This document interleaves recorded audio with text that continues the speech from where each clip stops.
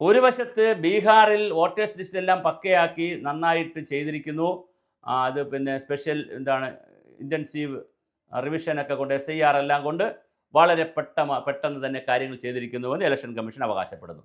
SIR കേരളത്തിൽ ചെയ്യാൻ പറ്റില്ല എന്ന് UDF പറയുന്നു. അതിൻ്റെ ആവശ്യമൊന്നുമില്ല, ഉള്ള വോട്ടേഴ്സ് ലിസ്റ്റൊക്കെ മതി എന്നുള്ള നിലയിൽ UDF നിൽക്കുന്നു.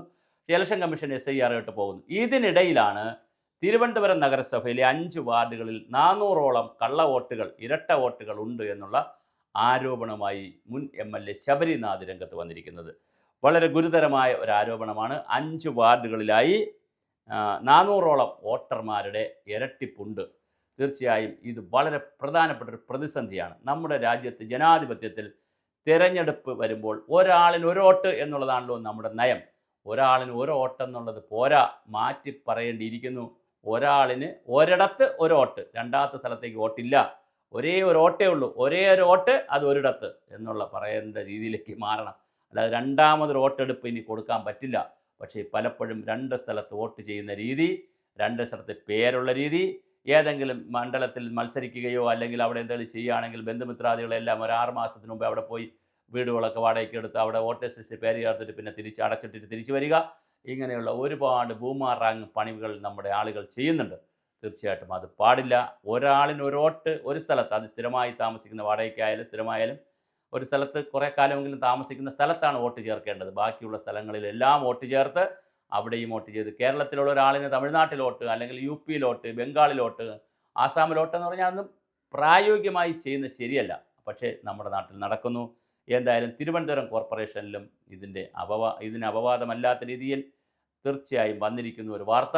400ഓളം വോട്ടുകൾ. ഇനിയിപ്പോൾ ബാക്കി പാർട്ടികൾ, ഇപ്പോൾ കോൺഗ്രസ്സാണിത് മുന്നിലോട്ട് കൊണ്ടുവന്നിരിക്കുന്നത്, അതുകൊണ്ട് ബാക്കി പാർട്ടികളും വെറുതെ ഇരിക്കും തോന്നുന്നില്ല. BJPയും CPMും CPIയും മറ്റ് രാഷ്ട്രീയ പാർട്ടികളും ഇതിൻ്റെ അനുരണനങ്ങളുമായി വരും. ആരുടെയെങ്കിലുമൊക്കെ പേര്, ഇരട്ട പേരുണ്ടെങ്കിൽ, അതിന് വല്ല നേതാക്കളുടെ വല്ല പേരുമാണെങ്കിൽ വലിയ പുകിലാണ് തിരുവനന്തപുരത്ത് വരാനിരിക്കുന്നത്.